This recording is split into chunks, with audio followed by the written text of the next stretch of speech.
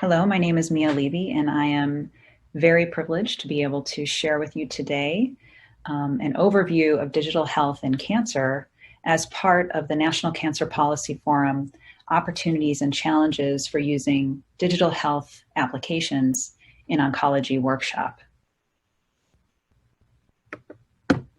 I have no disclosures relevant to the content of this presentation, but other funding sources as listed below.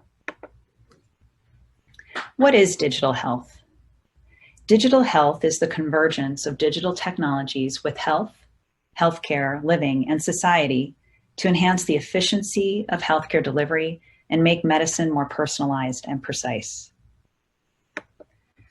The World Health Organization defines a digital health intervention as a discrete functionality of digital technology applied to achieve health objectives and implemented within digital health applications and information and communications technology systems.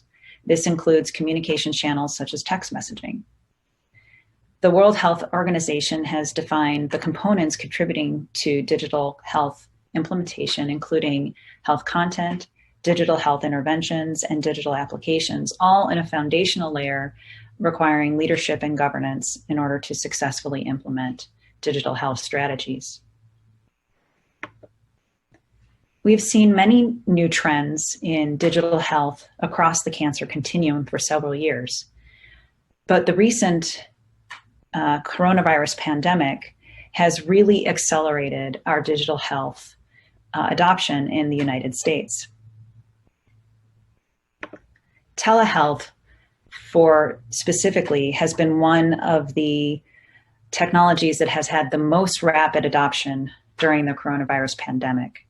And I'll speak about that in another session later on in the conference. Communication trends have included the use of asynchronous communication with secure email within electronic health record patient portals, as well as synchronous communication with telehealth opportunities that can leverage chat, text, or video features, and sometimes just the phone. There's also been a much broader adoption of remote monitoring than we had previously seen before, with patient-reported outcomes applications taking the center stage, as well as new applications for chatbots, smart bills, and biosensors, all with feedback loops back to the care team when critical alerts are achieved. Health information exchange has also been more fully adopted during this period of time, with patients being able to use blue button technology to download their data from multiple hospital systems and clinics to be able to bring all that information together onto their personal device.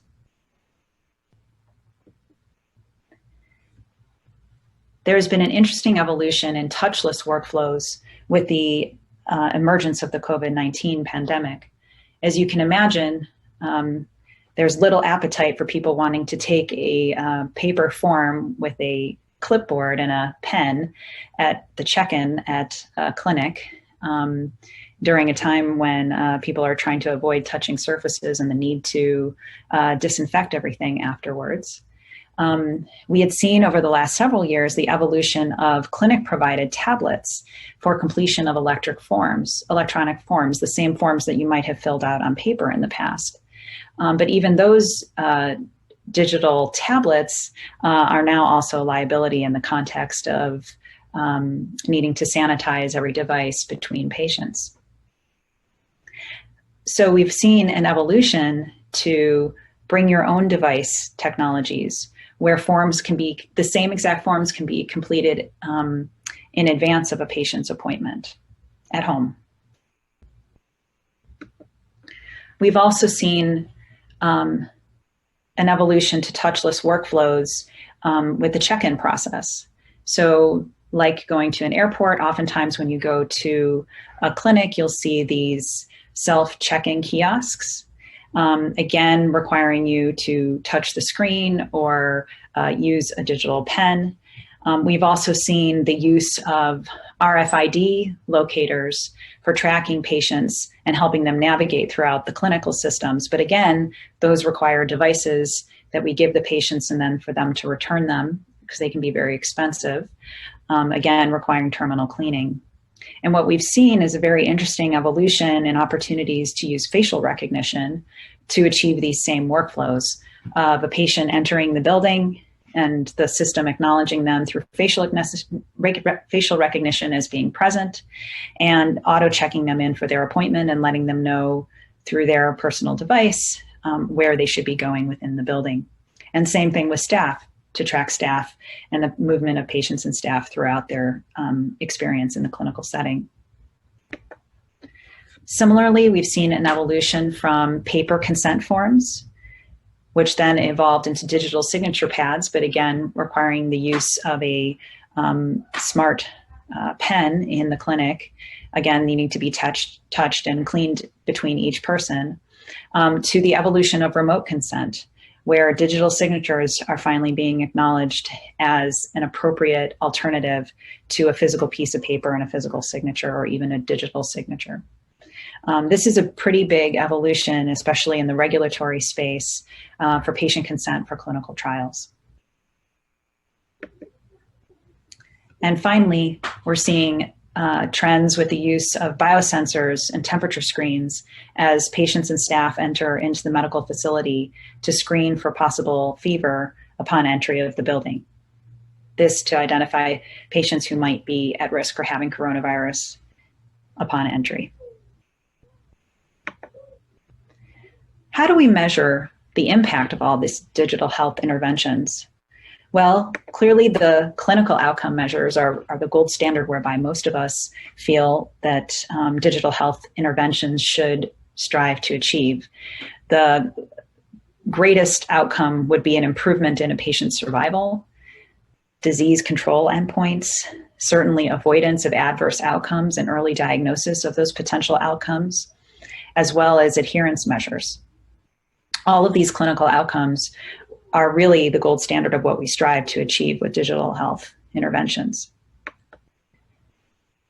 Patient-reported outcomes in particular have shown in this one lung cancer cohort to show a survival advantage, where the web-based interventional group actually had an improved survival over those patients who did not, and have shown other interventions where there have been decreased hospital admissions, decreased cost, and increased time on treatment, all due to the early detection and management of adverse events due to chemotherapy.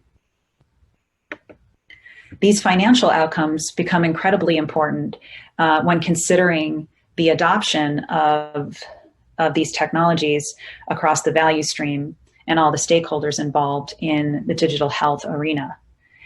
This can include increased revenue for an organization, decreased costs, including decreased lengths of stays and decreased readmissions at 30 days, cost avoidance, such as decrease in emergency department utilization and hospitalization admissions, and increased efficiency by decreasing the time to complete a task.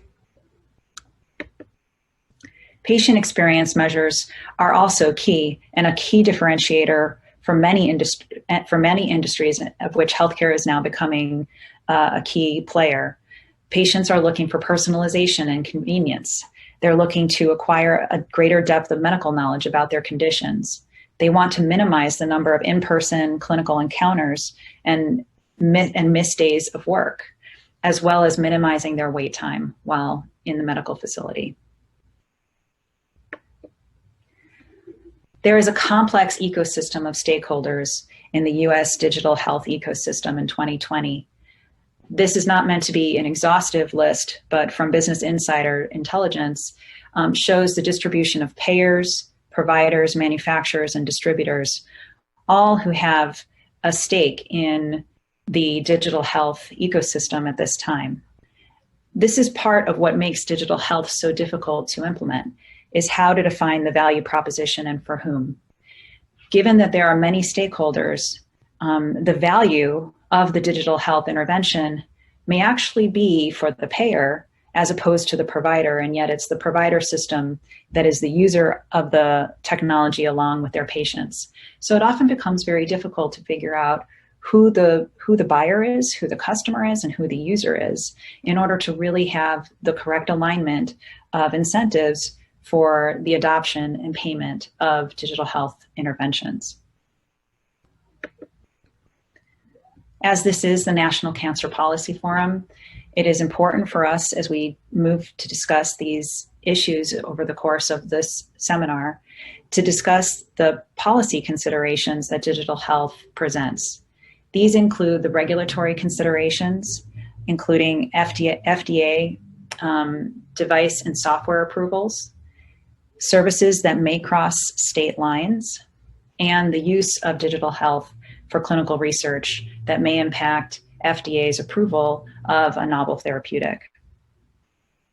Central to many of the challenges with implementation of digital health includes reimbursement challenges. Right now, as I'll talk in my next talk, we have parity for our telehealth reimbursement, but will this be sustained after COVID-19's recovery? A very important question to make sure that incentives are aligned to continue adoption and sustained adoption of these technologies moving forward. But there's also many digital health technologies that don't have a reimbursement model, and this has really stagnated their adoption and their use. Furthermore, we need to ensure equitable access for all patients, but not all patients have access to the devices needed. If you have to bring your own device to the digital health intervention and it requires a smartphone or a smart tablet and you don't have one, you do not have access to that service. And many patients have limited internet access or cellular data plans to allow them to continue to use these digital technologies. And finally, there will always be privacy and security concerns as data is being shared with third parties who may or may not have the same requirements of HIPAA considerations. With that, I'd like to thank you for your time and welcome you to the National Cancer Policy Forum. We expect this to be a wonderful set of presentations and discussions. Thank you.